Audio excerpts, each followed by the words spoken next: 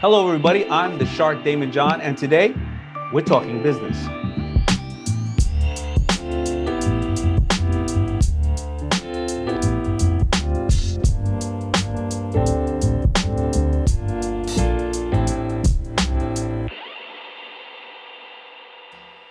Welcome, everybody. I am Daymond John, and today I'm speaking to Tracy Nicole of Tracy Nicole Clothing. And you're going to find this obviously extremely inspiring. I know I am, because this is right, where I started my career. And I found it fascinating. Tracy, you were in Paris Fashion Week 2019. I never got the honor to do something such as that. So that, first of all, congratulations on what you're doing. And I know that you have a new line out, or the new season of the line, but why don't you tell us a little bit about you and the line and how you came up with it, where are you at today, and all that good stuff. Okay, so I kind of look at my story as like a dream deferred to a dream realized. When I was a little girl, I wanted to be a fashion designer. I used to love to look at the magazines and the fashion shows on TV. And I remember in high school telling my mom, I wanted to be a fashion designer. And she said, that's not a career. I said, I want to go to fashion school. She said, when you can afford to put yourself through fashion school, then you can go to fashion school. Mm-hmm. So I couldn't argue with that. So I went to college. I studied occupational therapy and I became a therapist. And I was really good at it. I was, by the time I was 25, I was director of rehab, overseeing 3 facilities, making money, but I wasn't fulfilled. So I started going to fashion school at night while I was practicing therapy during the day. And fast forward, I started making things at home, at the kitchen table, having little trunk shows at the house, selling things and getting feedback on my clothing. And I was ready to start my clothing line. I got my confidence up, I studied, and then I get a diagnosis of breast cancer. Oh, wow. What I remember the most was the outing that I had every week was going to the doctor, and I just wanted to look good. I couldn't control what was going on inside, but I could control the outside. And I learned very early how you look, makes you feel a different way. So I couldn't wear a lot of my clothes, and I wasn't prepared for that. So this is where the occupational therapist collided with the fashion designer, and I had to adapt my own clothing. So you can see where I'm going with this. I ended up being asked by Dr. Jackie from Married to Medicine to adapt some clothing for cancer patients for her, which led to a big fashion show doing a collection for cancer patients. And I started working on my own collection. And this is during my year of recovery. And I said, I'm just ready. I survived cancer. What can I do now? Right. And that was my mindset. So I started working on this collection and decided to launch. And I launched online. And I'm not going to say I was a visionary, because I wasn't. I launched online because I didn't have the money to launch, in person.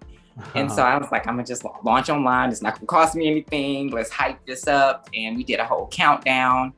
And at midnight, we launched and we sold out. And that's all I needed to see. And so from then on, every year it's been growing. Got into department stores.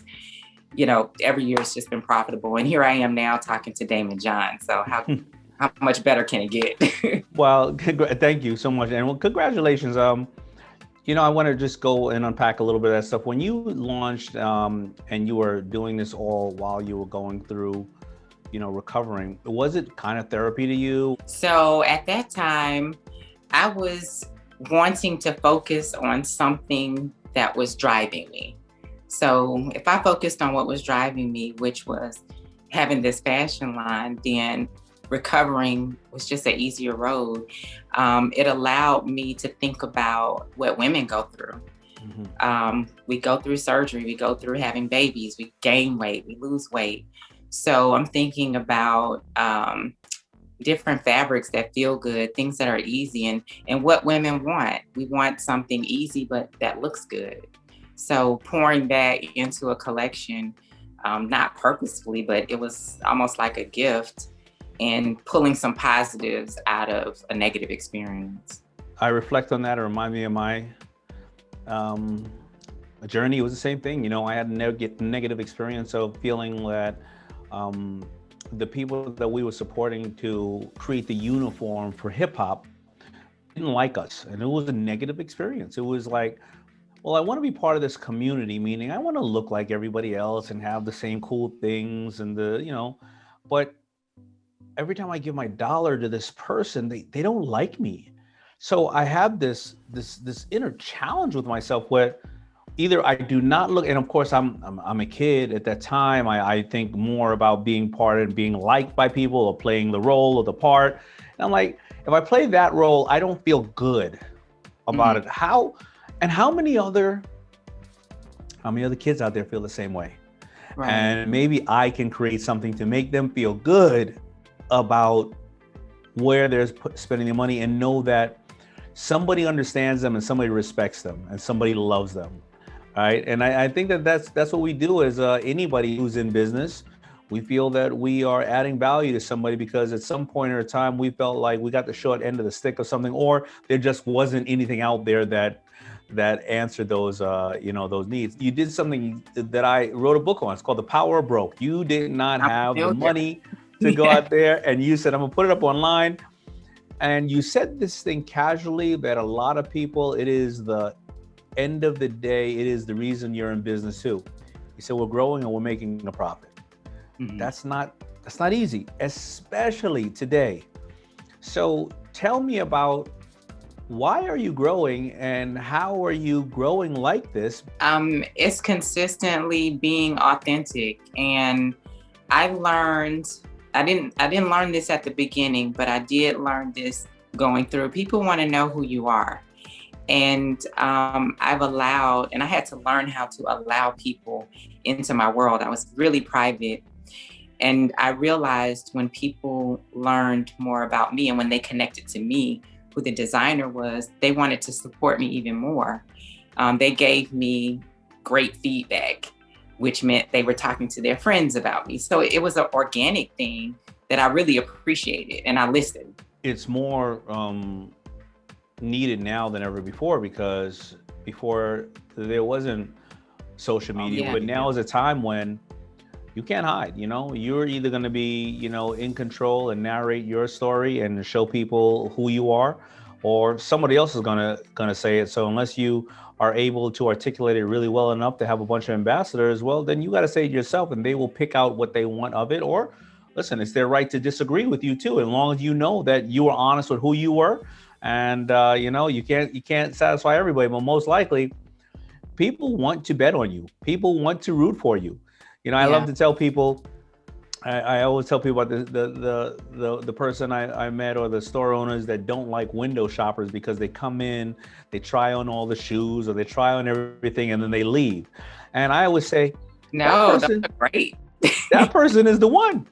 That person's coming in and checking. You know what? That person is your focus group. Absolutely. Right. And early on, when I started out, because I didn't start out with a lot of money, I said, if this company doesn't fund itself, then I'm not doing something right. At what point do you go from bootstrapping to seeking outside financial assistance? If you do that, I just wonder where I am.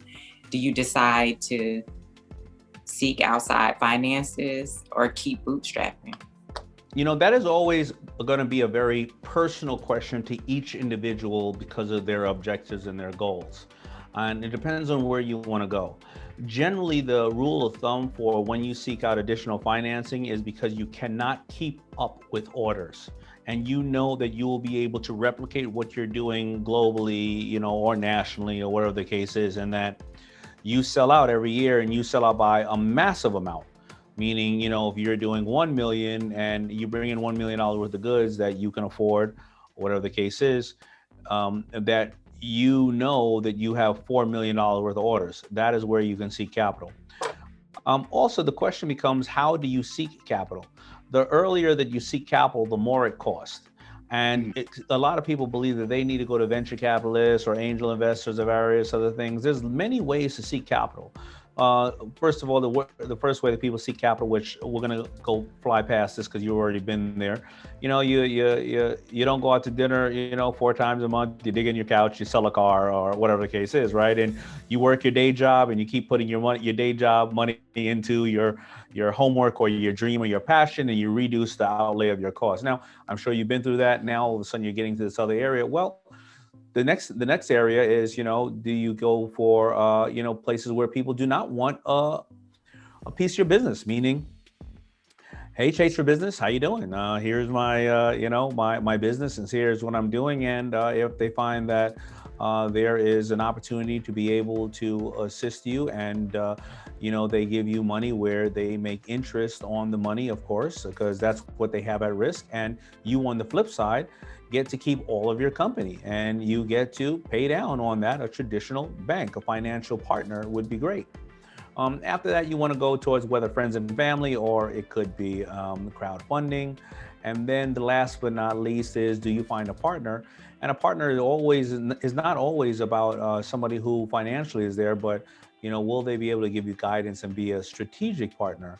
These are personal matters. You will see some people that are doing $1 million in business and they're clearing $200,000 a year, and they are happy, and they are happy as peas in a pod. And you will see other people who are like, I want to take this thing global. That is truly a very personal matter. And that's you taking inventory of your personal life, your business life, your time on hand, your family, and all the other things that come with it. What do you believe has been the key to longevity in the fashion and merchandising space? Ooh, really good question, because they say a hot fashion brand lasts 5 to 7 years. And we're not talking about the unicorns like Nike or Louis Vuitton. That is really good question. Being super obsessed with your customer, taking a lot of chances, also under delivering, never having too much inventory. The number one reason why brands actually get hurt and or fail is too much inventory. If you are not doing print on demand, or you're not cutting your goods locally, and you can't do small lots, well, you're doing big lots. And if you have 10% of your product you don't sell annually, well, unless it's timeless products, like gloves or something like that, well, now you're storing the product, and now you have a good amount of money that you're paying to store it, and it's seasonal, and you generally only have a certain season that you can sell it. And if you have to discount it because it's not, the styles of today, well, then people are starting to see your brand 50% off of what you traditionally buy for it. So now you start to cannibalize your numbers, and fashion is a market of scarcity. Thank you for being here, and how Chase for Business brought us together. How are you using Chase for Business to work with and for your company? Chase has been a really great relationship that's been established over probably like the last year. It's the first bank I've worked with that they've been so personable, and I feel like they're family. And I know when I work with them, they want to see me grow. They want to see me succeed. Well, a lot of people don't realize that you could be part of a big bank, or you could be one person buying a dress. If you get people to believe in your story, they're going to want to be your family. They're going to be your extended family, whoever they are. So I'm going to be a fan of yours from now on. I'm going to get that deck, but I'm going to be checking you out on social media and other ways, and I'm going to be rooting for you. It sounds like you don't have a shortage of people doing that, but I'm going to be here now doing the same. So I appreciate you for this interview, and I appreciate you for all that you're doing. And good luck to you. And I'm glad that you are a survivor, and you're an example of how people can overcome so many different obstacles and be an inspiration. Thank you, Daymond. You've been a great inspiration. No, thank you.